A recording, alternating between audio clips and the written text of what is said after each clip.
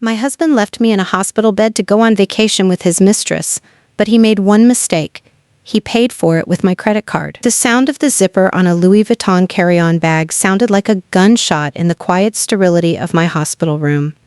I tried to sit up, but the sharp, searing pain in my ribs slammed me back against the stiff mattress. My leg, encased in a heavy plaster cast and elevated in a sling, throbbed in rhythm with the beeping heart monitor beside me. I could barely breathe, let alone scream, but I forced the words out through gritted teeth. "Derek, please, you cannot be serious right now." My husband didn't even look at me. He was too busy checking his reflection in the small mirror above the sink, adjusting the collar of his linen shirt. He looked like he was stepping out of a GQ catalog, tanned and fit, a stark contrast to me, bruised, broken, and smelling of antiseptic. "Babe, we talked about this," he said, his voice dripping with that condescending tone he used whenever I asked for basic decency. "It's been a traumatic week for both of us. The car crash, the surgery. It took a toll on me too, Sarah. I need to decompress. I'm no good to you if I'm stressed out." I stared at him, my vision blurring with angry tears.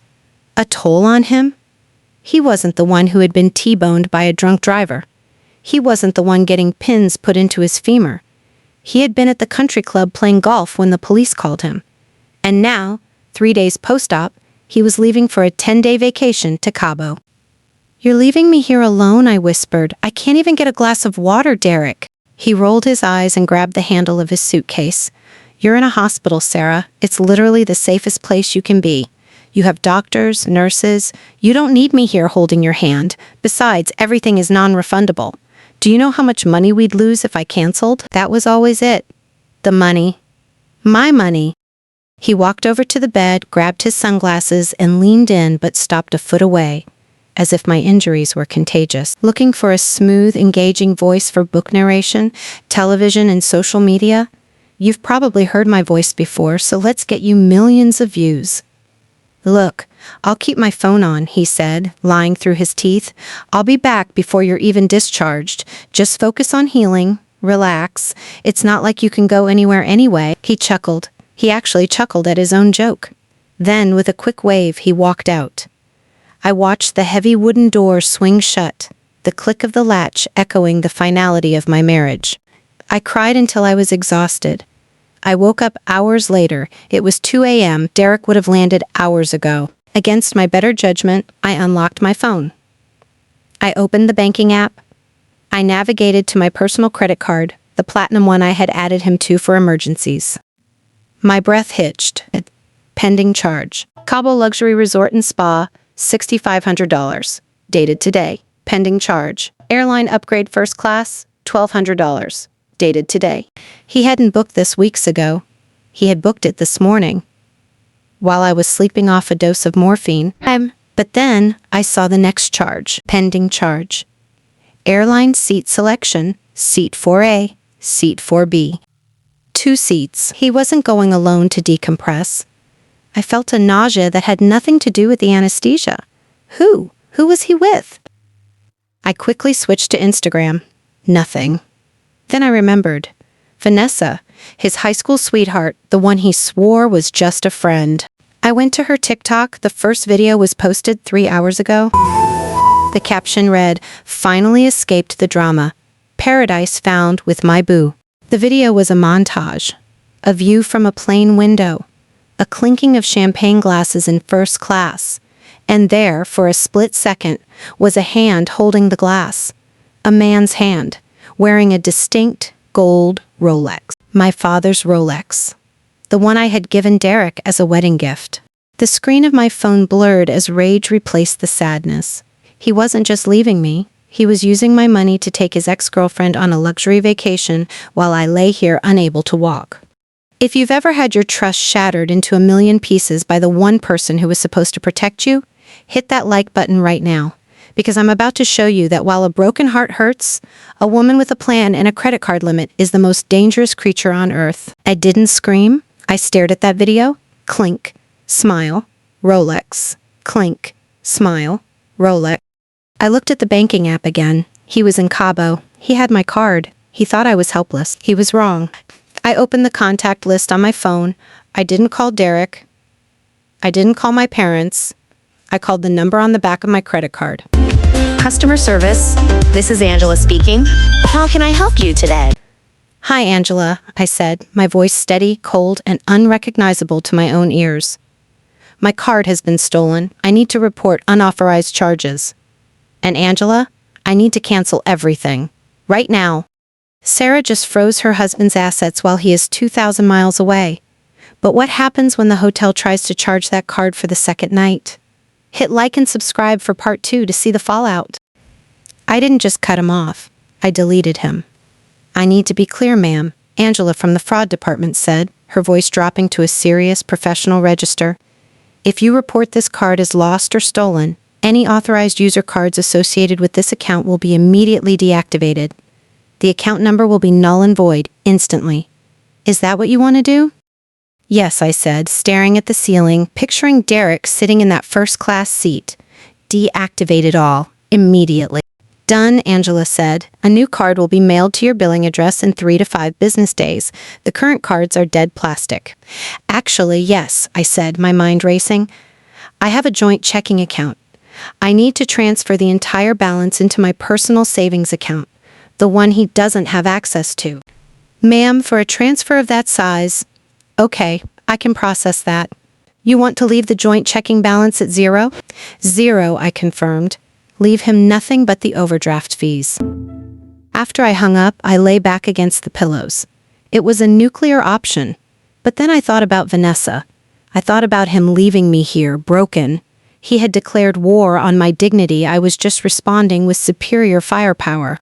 The next morning, the sun streamed through the hospital blinds. My leg throbbed, but my spirit felt light. At 11:30 a.m., my phone buzzed. A text from Derek. Hey babe, just landed.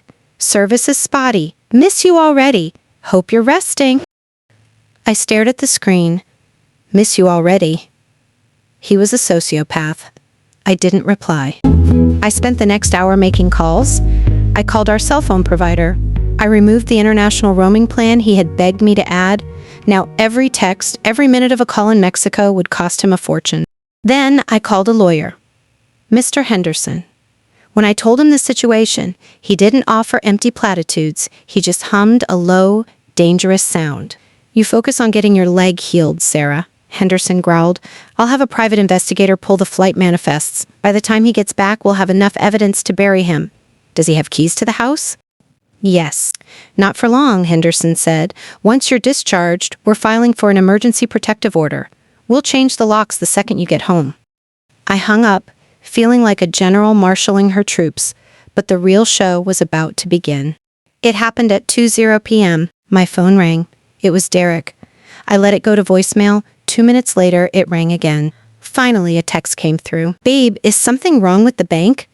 My card just got declined at the rental car place. It's embarrassing. Can you call them? I smiled. A cold, hard smile. I could imagine him standing at the Hertz counter in Cabo, sweat beading on his forehead. Vanessa standing awkwardly to the side. I waited 10 minutes before replying. Oh no, that's strange. I'm in physical therapy right now. I can't call. Maybe try the debit card? I knew the debit card wouldn't work either. I had drained the account. 3 minutes later, another text. All caps. Debit card declined too. Sarah, what is going on? I have 0 cash on me. We are stuck at the airport. He slipped up. He was panicking. I typed back slowly. We? Who is we, Derek? I thought you were alone? The 3 dots of him typing appeared, then disappeared. He was scrambling for a lie. I mean me and the other guys on the flight. Everyone is waiting on me. Just call the bank, Sarah. I need to pay for the car. I didn't reply. I watched Law and Order, letting the hours tick by. He called 7 times in the next hour. Sarah, pick up the damn phone. I'm stranded here. Sarah, I can't check into the hotel without a card for incidentals. Fix this. I listened to the voicemails like they were a podcast. Around 5 p.m., Brenda the nurse came in. She saw me smiling at my phone. You look like the cat that ate the canary, she noted. He's currently stuck at the Cabo airport with no money, no car, and a very expensive girlfriend he can't pay for, I said. Brenda whistled. Honey, Remind me never to cross you. That is cold. He left me here to rot, Brenda, I said.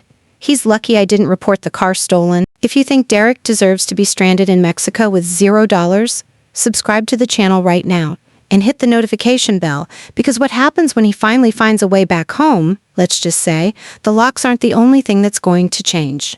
By that evening, the tone of his texts had shifted from anger to fear. Sarah, please, I'm scared. I had to beg a taxi driver to take us to a cheap motel. I don't have money for food. Please just transfer $500. I'll pay you back. He was begging. I finally decided to respond. I needed him to know.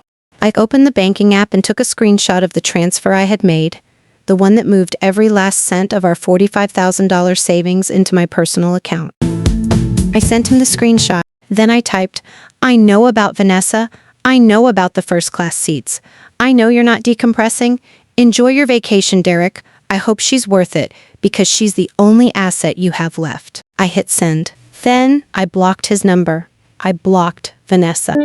And then I called the hospital kitchen and ordered the biggest slice of chocolate cake they had. I had a lot of healing to do, because the real battle would start when he managed to crawl his way back to American soil. And I intended to be ready. Derek is stuck in a cheap motel in Mexico with no money and a furious mistress. But how will he get back home? And what will he find when he gets there? Hit like and subscribe for part 3 to see the final showdown. 3 days later, I was in the hospital's physical therapy gym, gripping the parallel bars so hard my knuckles turned white. Sweat dripped down my back. Every step sent a jolt of electricity up my leg. Come on, Sarah, my therapist Mike urged. One more step, heel to toe. You got this. I gritted my teeth. I envisioned Derek's face on the floor tiles. I imagined stepping right over him. I took the step, then another. Discharge. The word tasted like freedom and revenge. Back in my room, my phone buzzed. An email from Mr. Henderson. Subject line, confidential update. My hands trembled as I opened the PDF. The private investigator's report. There they were. High-resolution shots of Derek and Vanessa. But not at a luxury resort. They were at a dingy, cracked concrete pool at a motel. Derek looked miserable. Vanessa looked furious. They were fighting. Paradise had turned into purgatory because the credit card declined. I scrolled down, a photo of them eating fast food on a curb, and finally, a photo of them entering a pawn shop. I zoomed in. Derek was holding his wrist out to the broker. He was pawning my father's Rolex. A cold fury settled over me. That watch was the last gift my dad gave me. I had let Derek wear it as a symbol of trust. And now, he was selling it for a few $100 to fund his mistress's tacos. You're dead, I whispered. You are absolutely done. Just then, my phone rang. Caller ID, Linda Mile, my mother-in-law. She hadn't called once since the accident, but now that her precious boy was in trouble, I swiped answer. Sarah! Linda's voice shrilled. What on earth is going on? Derek just called me from a payphone in Mexico. He is hysterical. He says you stole all his money and left him stranded. Hello to you too, Linda, I said calmly. Don't get smart with me, she snapped. My son hasn't eaten a proper meal in 2 days. How can you be so cruel? He's not alone, Linda, I said. He's with Vanessa. There was a stunned silence. That's ridiculous. A coincidence? I repeated dryly. They're sharing a motel room, Linda. I have the photos. And he paid for her first-class ticket with my money. Well, maybe if you were a better wife, he wouldn't need to seek comfort elsewhere, she shrieked. You unlock those cards right now, Sarah, or I will come down to that hospital and... You'll what? I interrupted. Listen to me very carefully, Linda. Your son stole $6,500 from me. He committed adultery, and right now he is pawning a Rolex worth more than your car. If you want him to have money, you wire it to him. But don't you dare call me again unless you want to be named as a co-conspirator in the lawsuit. I hung up. I blocked her too. If you have ever had a toxic mother-in-law who thinks her son can do no wrong, smash that like button right now. Let me know in the comments. Would you have sent him the money, or would you have hung up like I did? The next morning, the doctor signed my discharge papers. My dad's old driver, Thomas, picked me up. Take me home, Thomas, I said. We have a locksmith meeting us there. We pulled into the driveway. The locksmith was already there. I want everything changed, I said. Front door, back door, garage code, and a smart system I control from my phone. I unlocked the front door for the last time with that key and stepped inside. The house smelled like Derek. A half-empty beer bottle sat on the coaster. It felt like a crime scene. I made my way to the home office. I sat down at Derek's mahogany desk and tried the drawer. Locked. I grabbed a letter opener and jammed it into the lock mechanism. Wood splintered. The lock popped. Inside, there were no financial files. Instead, there was a stack of unopened envelopes, all addressed to me. Department of Motor Vehicles. Life insurance policy lapse notice. Urgent second notice of default. My hands started to shake. Default? On the house? I gave Derek the mortgage money every single month. I ripped open the default notice. Dear homeowner, you are 4 months behind on your mortgage payments. Foreclosure proceedings will begin in 30 days. I sat back, the air leaving my lungs. He hadn't just been stealing my spending money. He had been stealing the mortgage payments. He was letting my house slide toward foreclosure. He knew. He knew we were about to lose the house. That's why he booked the trip. One last hurrah with Vanessa before the bank took the keys. My phone pinged. A notification from the new security system. Motion detected. Front porch. I pulled up the camera feed. A woman was standing at my front door, dressed in a suit. She knocked sharply. I grabbed my crutches and made my way to the door. I spoke through the video doorbell. Can I help you? Sarah Miller? She asked. Yes, my name is Detective Miller. I'm with the Fraud Division. I need to speak with you about your husband, Derek. We have a warrant for his arrest. I stared at the screen. A warrant? For what? I asked. For embezzlement, she said. And not just from you. I unlocked the door. Derek isn't just a cheater, he's a criminal on the run. The police are at the door, the house is in foreclosure, and Sarah is holding the smoking gun. What happens when Derek finally lands back in the US? You do not want to miss the finale. Hit subscribe and turn on notifications. Detective Miller sat on my floral love seat, her presence stark and jarring. She declined the water I offered. Mrs. Miller, are you aware of a company called Apex Consulting Group? She asked. That's Derek's LLC, I said. He uses it for marketing strategy. The detective let out a short, dry laugh. Marketing strategy. Is that what he told you? Because according to our investigation, Apex Consulting is a shell company for a Ponzi scheme targeting retirees. The room spun. Retirees? Like old people? We have 12 confirmed victims so far, she said. He promised them high-yield investments. Instead, the money went into offshore accounts and luxury trips to Cabo. We knew he was likely trying to run. I felt sick. I thought he was just a cheater. I didn't know he was a predator. I didn't know, I whispered. We believe you, Miller said. But if he comes back, we need to know. He's looking at 20 years minimum. I looked at the broken lock on the desk drawer. He keeps a laptop in the safe, I said. And a stack of hard drives? Television. Miller's eyes lit up. Do you have the combination? No. But the locksmith is still in the backyard. I bet he can crack a safe for an extra $50. 20 minutes later, the safe was open. Detective Miller bagged the evidence, the laptop, the drives, the ledger. If he shows up, do not open the door, she warned. Call 911 immediately. Don't worry, I said. He's not getting in. The police left. The storm broke. Rain lashed against the windows. It was a fitting soundtrack for the end of my world. I didn't sleep. I sat in the living room watching the security camera feed. At 3:45 a.m., a yellow taxi pulled up. My heart hammered. Derek stumbled out. He looked like a wreck. He was soaked instantly by the rain. I watched as he argued with the driver, who sped away. Derek limped up the driveway. He dug into his pocket and pulled out his keys. He jammed the key into the lock. And otekaliu of Korsuf going first. It didn't turn. He frowned. He jiggled it.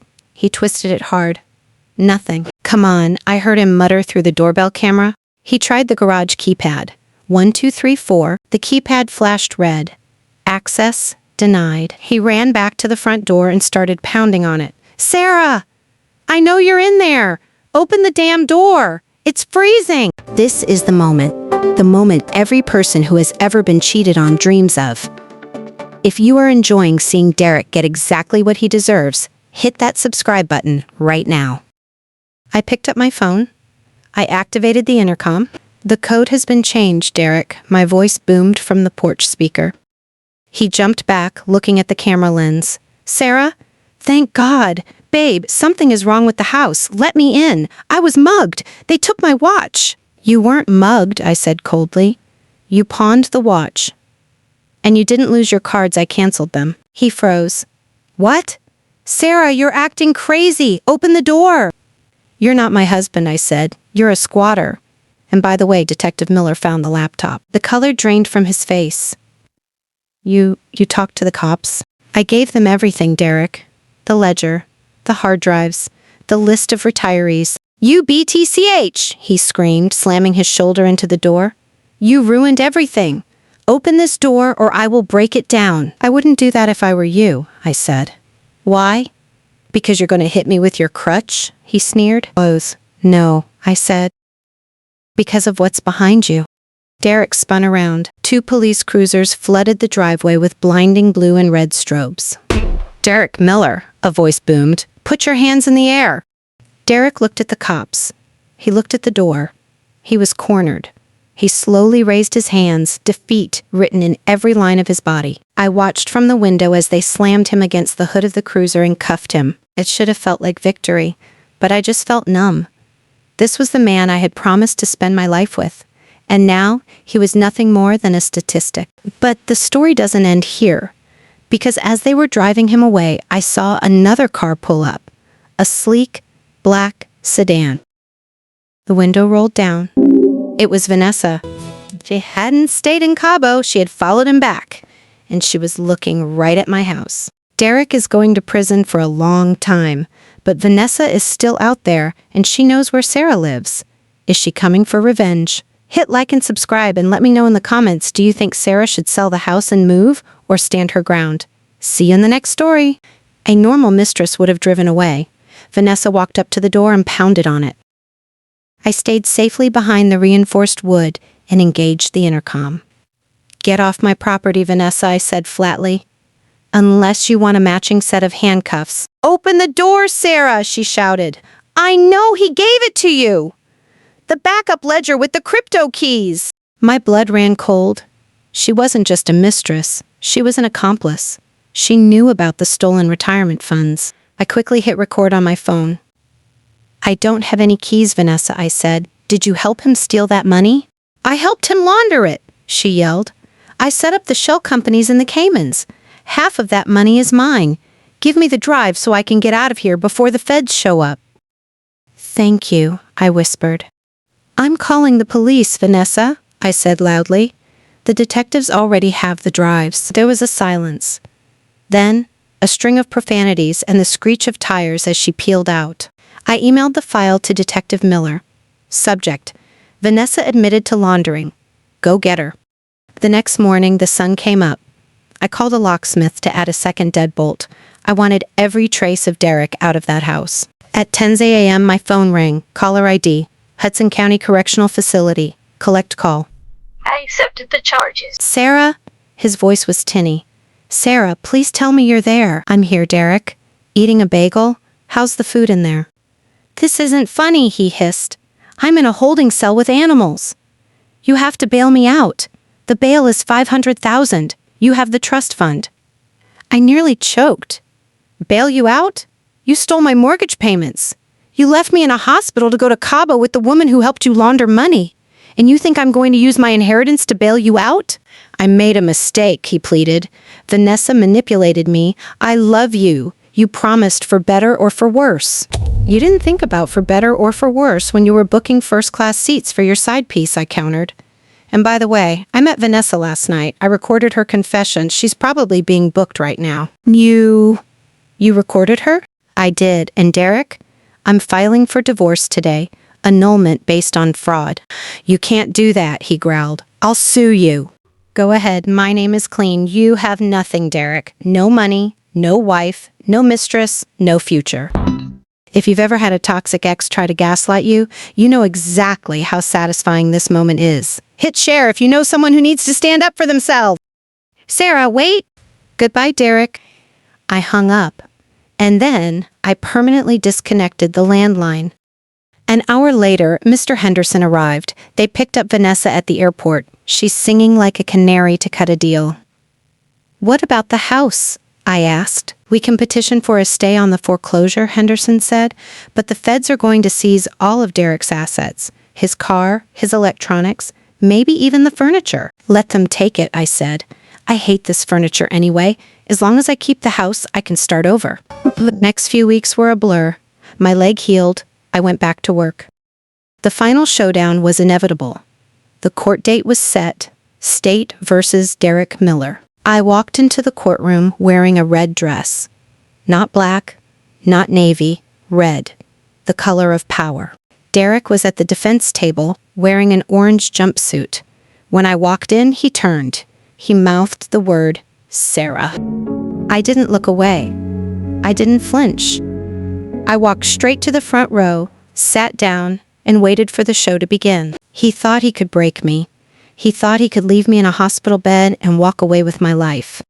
He was about to find out that he had messed with the wrong woman. Derek Miller is going away for a long time, and Sarah is walking away free, single, and richer. Justice is served. If you loved this story, please like, subscribe, and turn on notifications. And tell me in the comments, what color would you wear to your ex's trial? The prosecutor, Miss Alvarez, guided me through the timeline. The accident. The surgery. The abandonment.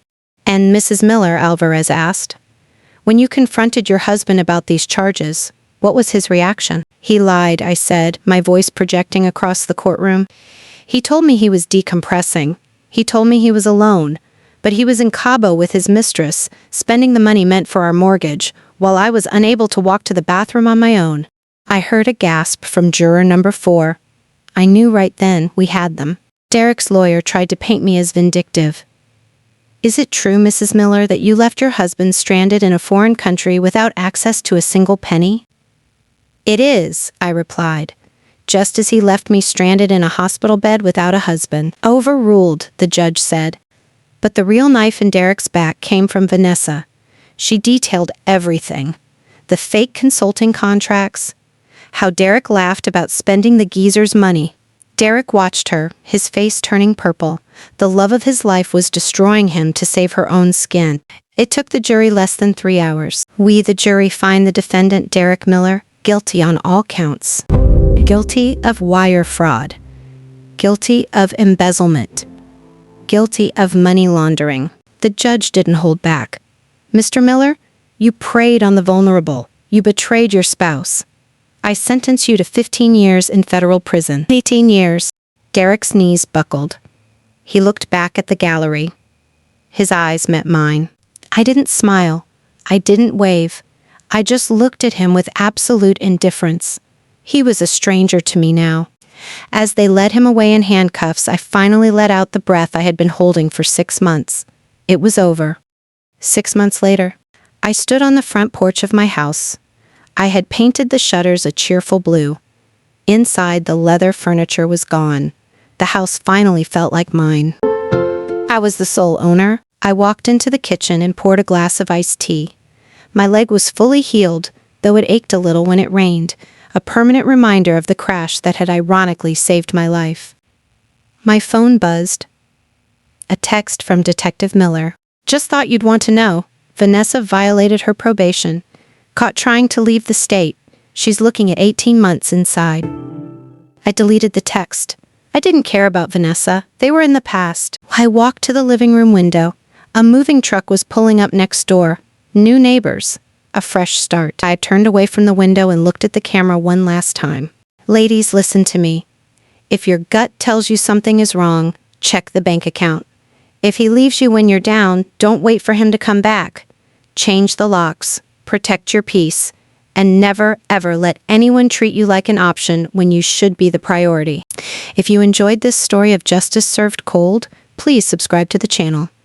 We have a brand new story coming next week about a wife who found a second family in her husband's GPS history. You do not want to miss that one. I'm Sarah, I'm single, I'm solvent, and I'm signing off. See you next time.